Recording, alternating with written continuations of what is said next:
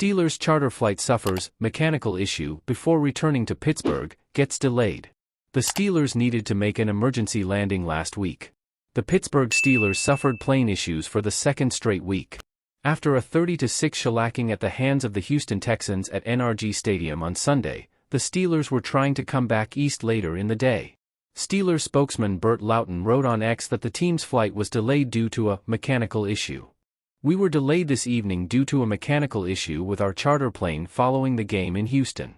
We have now been cleared to safely fly back to Pittsburgh," Loughton wrote. It's the second consecutive week the Steelers had plane issues when trying to return home. Last week, the Steelers were coming home from a Sunday night game against the Raiders in Las Vegas. The team's charter flight made an emergency landing in Kansas City, Missouri, and was stranded there for several hours before eventually making it back to Pittsburgh. Steelers star TJ Watt talked about last week's incident on Friday on The Pat McAfee Show. "Hearing Code Yellow, flight attendants, you have prepared for this, was not a fun feeling," he said. "I got some comfort in knowing I was on the flight with our team owner and a bunch of other multimillionaires, so I knew they'd hopefully take every precaution known to man to get us down safely." Even Kenny Pickett admitted he was fearful.